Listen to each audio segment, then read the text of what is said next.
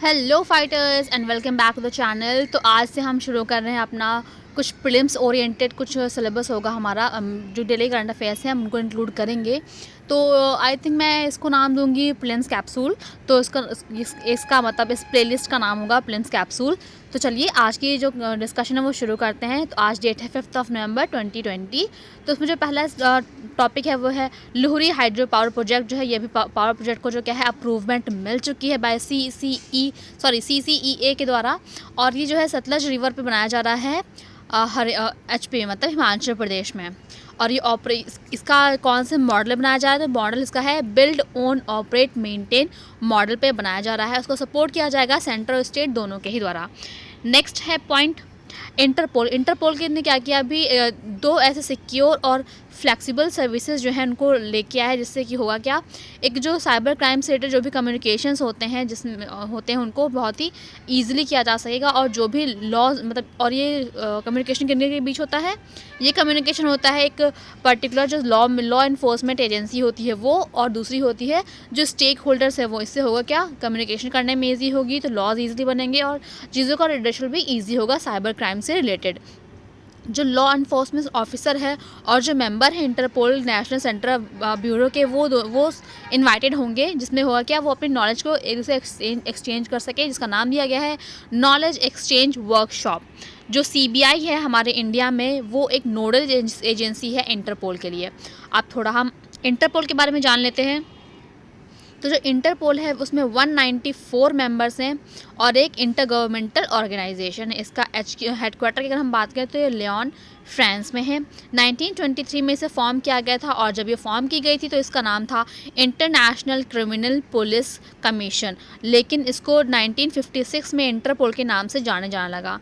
India ने 1949 में join कर लिया था और इंडिया जो है one of the oldest member है इंटरपोल की। चलिए अभी हम आगे बढ़ते हैं।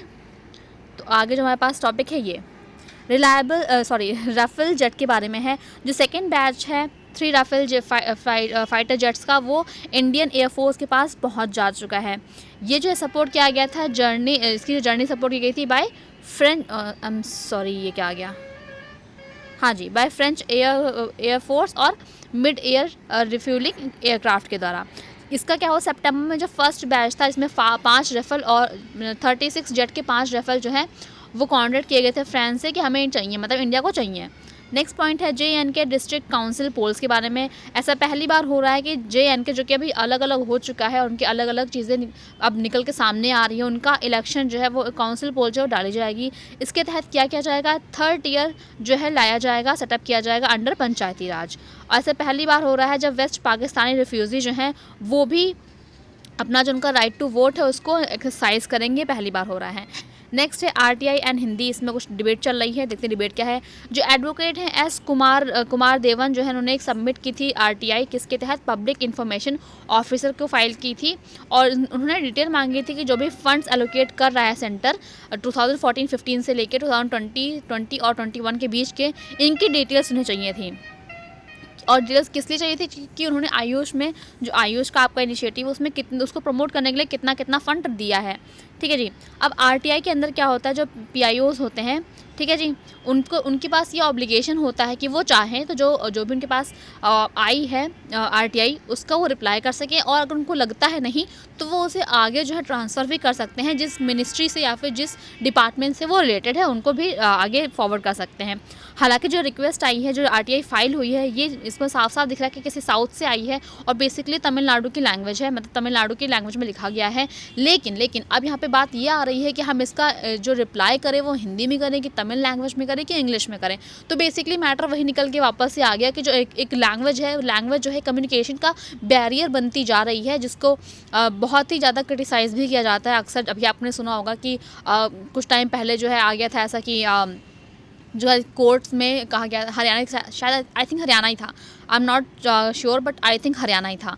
तो हरियाणा में ऐसा करा गया था ना कि उन्होंने कह दिया था कि आप हाई कोर्ट में केवल हिंदी को अलाउ करो, ऐसा कुछ कर दिया था, तो बहुत ही प्रोटेस्ट हुआ था। तो कुछ वैसा केस यहाँ भी देखने को मिल रहा है, कितना लिंग्विस्टिक बैरियर देखने को मिल रहे हैं ओवरऑल। चलिए फिर आगे बढ़ते हैं, हम आते हैं ये जो 5 स्पॉटेड डियर्स थे उनकी मृत्यु हो गई है लॉकडाउन के टाइम पे। जो इनमें से हमें एक मिला, उसने क्या किया, उसने प्लास्टिक खा ली तो उसकी डेथ हो गई। जो दूसरा मिला उसने सीवेज का वाटर पी लिया तो भी उसकी डेथ हो गई। और जो हमें थर्ड मिला है उसके सिर्फ कंकाल मिले, वो भी डिकम्पोज स्टेट में। अब थोड़ा सा हम जान लेते हैं स्पॉटेड डियर के बारे में। इसको हम चीतल भी कहते हैं। ये नेटिव है इंडियन सब कॉन्टिनेंट का। इंडियन सब कॉन्टिनेंट से मतलब केवल इंडिया नहीं होता है, बल्कि इसमें नेपाल, भूटान, बांग्लादेश और श्रीलंका भी ऐड है, मतलब यहाँ भी पाया जाता है। अगर बेसिकली हम इंडिया की बात करें तो इंडिया में ये राजस्थान, गुजरात, जो भाबर तराई रीजन है हिमालय का, वहाँ पे यूपी में, उत्तरांचल प्रदेश में और सिक्किम प्लस असम के भी कुछ रीजन्स में पाया जाता है।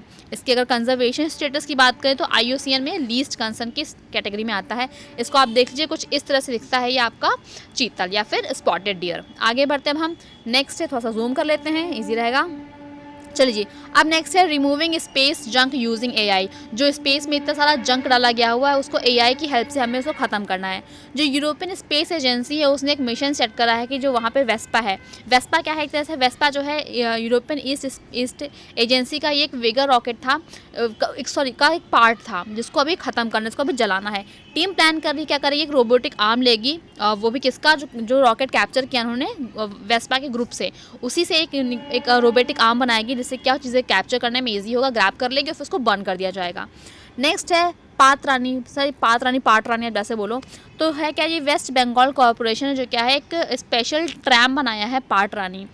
इसका मतलब क्या होता है, जूट क्वीन, ठीक है। इसमें क्या होगा, 2 आइकॉनिक और एनवायरनमेंट फ्रेंडली असेट्स जो है कोलकाता के वो ऐड किए जाएंगे। और वो असेट्स होंगे क्या, 2 iconic and environment friendly jute and ट्रैम्स, ठीक है जी। अब जो प्रोडक्ट है, मतलब जो ये प्रोडक्ट है वो एक तरह से पार्ट है किसका, फाउंडेशन किसका, jute story beyond bars initiative का, ठीक है जी।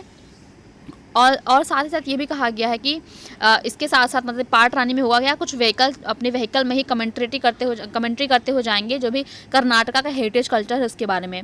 और वहीं अगर हम जूट की बात करें तो जूट जो है वेस्ट बंगाल में सबसे ज़्यादा प्रोड्यूस किया जाता है। आप थोड़ा देखते हैं पाटरानी एग्जैक्टली दिखता कैसे है।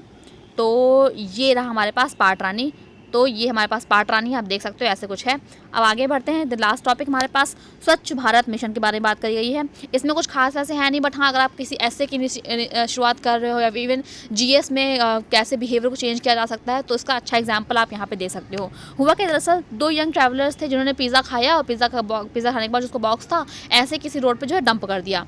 लेकिन due to this social media campaign मतलब उनको इतना ज़्यादा एम्बेरस होना पड़ा कि वो जहाँ पे थे वहाँ से वापस गए। मतलब जहाँ उन्होंने बॉक्स फेंका था और जहाँ वो अभी थे उनके बीच डिस्टेंस 80 किलोमीटर थी, फिर भी वो इतनी उनको इतनी ज़्यादा शर्म का सामना करना पड़ा उन्हें due to this social media कि वो वापस गए, उन्होंने उसको उठाया और फिर जाके कहीं अच्छी जगह फेंका होगा, ऐसा मैं अस्यूम कर रही हूँ।